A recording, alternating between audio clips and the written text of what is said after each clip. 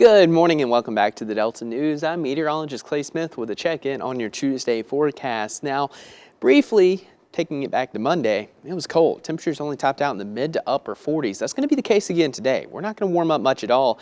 In fact, we're currently in the 30s. And as we take a look at the radar, a lot of cloud cover still sticking overhead. So it was actually supposed to get into the low 30s last night, but it didn't. Thanks to the cloud, it kind of insulated us a little bit, so we only dropped to the mid to upper 30s, but still, it's going to be a cold day. We're starting to see our next weather system unfold in the southern plains. This is going to track off to the east.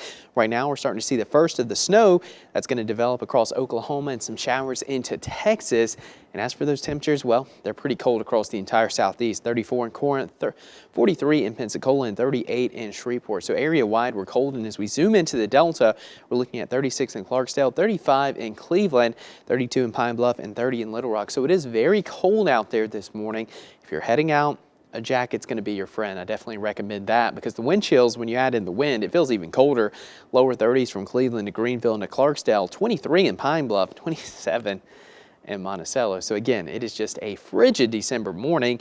And as we track out the next couple of hours, we have had some updates in our model runs. We're going to be in the mid 40s likely a little bit later on. Some of the models upper 40s, I don't think it'll get that warm due to the cloud cover, but by 6 we start to see the first of the rain moving in. And notice it's going to be heaviest south of Highway 82. But some interesting developments in some of the latest short-term model runs. Some of them have some snowflakes mixing in as early as midnight across the northern half of the state. You can see here in the Delta, it's just going to be plain old rain. But as we go into the overnight hours, some of the model indicates potential for some flurries into portions of Quitman, Panola, and up into DeSoto counties into northern Mississippi. Now, will that happen? Maybe. It may be just cold enough. Not going to be any accumulations. As you can see, temperature's still going to be in the upper 30s to lower 40s. And then tomorrow morning, maybe even a couple of flakes flying across portions of the Delta north of Highway 82. It is a possibility, but anything that falls isn't going to stick. It's going to be much too warm. And for most part, this is an unlikely scenario, but again, we'll have to watch it closely, especially depending on what the later models do today. It just depends on how much cold air and how much moisture is left over. So again, it is a possibility, but again, this is quickly going to end as we go through Wednesday, and Wednesday is going to be another very cold day. And as for tonight, our rain chance is pretty good, anywhere from about a 60 to 90% chance, especially south of Highway 82.